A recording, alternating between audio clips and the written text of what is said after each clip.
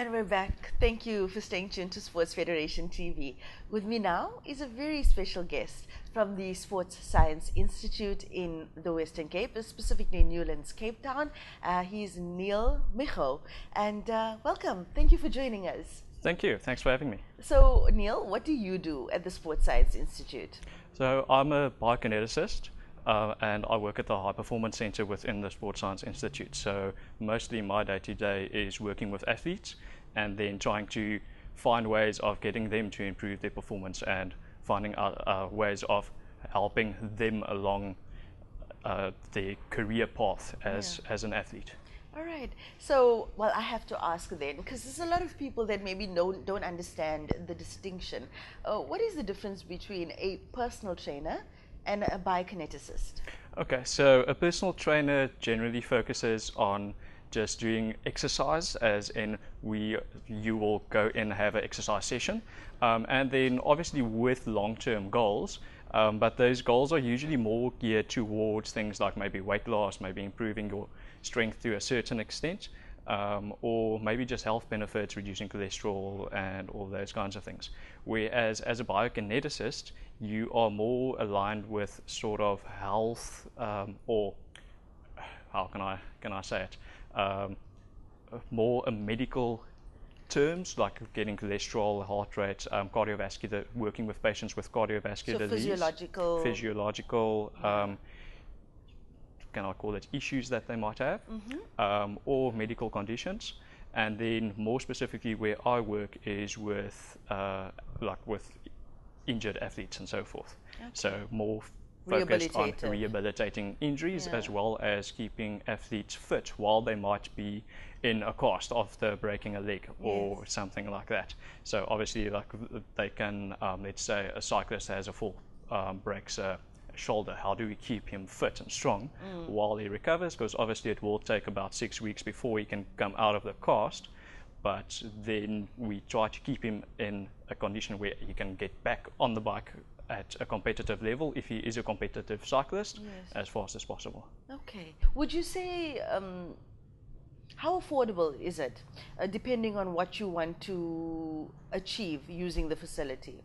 I think the rates are pretty much the same as any standard gym. We just have quite a bit more to offer in certain aspects than science. You're offering science. And so forth. But the general facilities are very affordable. Or the use of the general facilities. There are some more specialized services that we do have, which obviously come with a bit of a higher price tag, but it's generally for athletes who can afford it, or for who are sponsored by either, maybe it's, I don't know if I can mention names. Let's call it Nike sponsors them and they have access to funding. Then they can obviously make use of those services.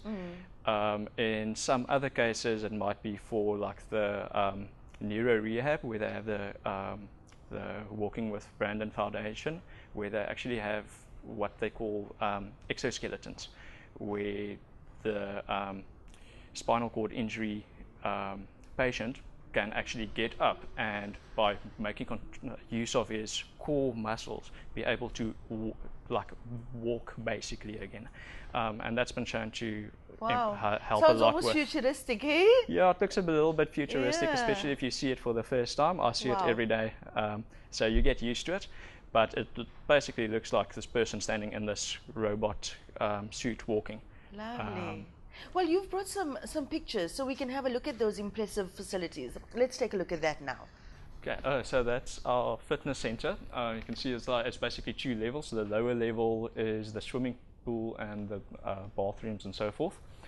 At the top we have, you can see there all the treadmills and the running track, which you can't really see, but basically the photographer and there we go.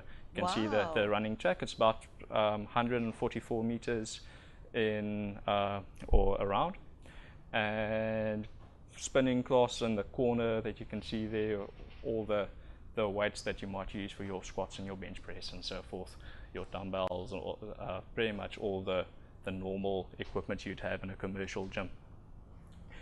Over there we have our high performance center manager testing out the Oxycon system. So basically what that does, we use it for VO2 max, or in the case where it's on a bicycle, it's actually called a PPO, which is a peak power output test, and that is an indication of how strong you are on a bicycle. You can do it on a treadmill as well, and that will give you a VO2 max score. So that VO2 max score is a very good indication of aerobically how fit you are. Right. So especially cyclists usually have very high VO2 maxes, along with any endurance athlete, your cyclists, your long distance runners, marathon runners, and so forth. Now you get athletes, sports that are, say, more physically challenging than others. Do you also offer services like sports psychologists and things like that? We do have in-house sports psychologists, as well as dietetics, physiotherapy, massage services. There's also for the injured guys who come from surgery, there's a hospital or a day hospital at least on the 5th floor as well. So it's pretty much everything that you could so a very want holistic under one approach. Yes, hey? and that was sort of the vision. Yes. It's now 21, touching on 22 years ago, and that was the vision, is to have one facility that pretty much caters for everything sports-wise that you could want. Lovely. Sounds like heaven for an athlete. It is. It is, you say. Also for a coach. Yeah, yeah. So, well, who are some of the, if you can name names, some of the prominent athletes that use the facilities there? Well, there's so many, I almost don't want to name names because I might leave someone out. We have a whole lot of professional cyclists that are there at the moment. I'm not going to name all their names. We have a couple of athletes that I've been working with that are at, or 2 Paralympic athletes. I hope they don't mind me mentioning their name. Ahmed Asim, who I worked with up until the 2016 Olympic Games. And then Hilton Langenhoven, who I'm still working with till today, preparing him for the Commonwealth Games at the moment. And there's a whole lot of other athletes who come in throughout the day, train by themselves. But yeah, as I said, I don't want to mention too many names, so they leave someone out. Yeah, and I'm sure it's also a lovely space where athletes who would otherwise not get exposure to athletes from other sports, they have a place. Yeah, I think a meet and greet. there's definitely, and so some athletes are more geared towards pushing themselves harder, some not so much. So sometimes the more hardcore sports and athletes will go and have a bit of a chat and a banter with some of the other sports athletes who might not be training as hard. So they chirp each other. At least as much as they definitely, there's a lot of chirping going around. Yeah, to be a fly on that wall. Hey. Yeah, it would be quite interesting. Okay, how can people get in touch with the Institute or get more information on the Institute? So we have our website. It's www.cisa.com. And pretty much all the info they would need to get in contact with us is on there. They can email us, give us a call, and we take it from there, depending on where they think they might need to go, whether it's high performance or to the fitness center or the medical practice or wherever. They can find all the information online. So Niel, before you leave us, please tell us about the amazing work you did with the athletes from Tug of War. So in December, the Tug of War team, or the Western Cape Tug of War team, came to visit us. We put them through the paces through quite an extensive testing battery to see how strong they are in a variety of different movements. And it was quite interesting to see a lot of the guys, even some of the ones who haven't really been in the gym that much, are very strong. It was quite impressive, especially some of the ladies.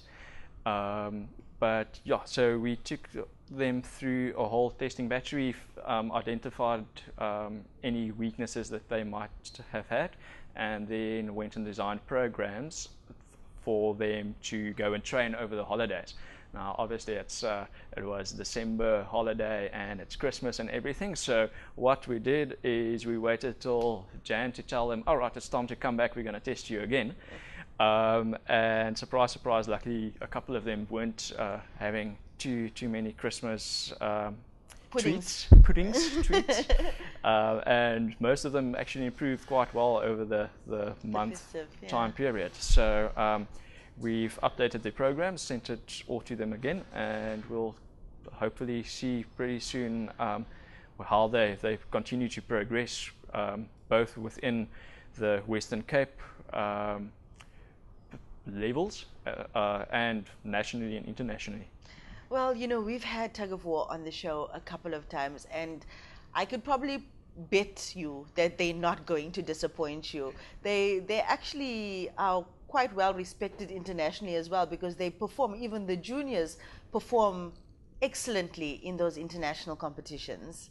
Yeah, let's hope we can get them right at the top consistently. Yes, lovely. I think it's the main competitors there are the Chinese, if I'm not mistaken. Yeah, surprisingly enough. You'd think it'd be Scotland or Ireland. You never know. Yeah. Thank you, Neil. Thank you for joining us and telling us about the opportunities and the facilities that are available at Sports Science Institute. And I'm sure you guys will be ready for the people that who are interested in making use of those facilities. Yeah, thank you very much. Yes. Okay, after the break, we'll be back with our final slot, so please stay tuned for that.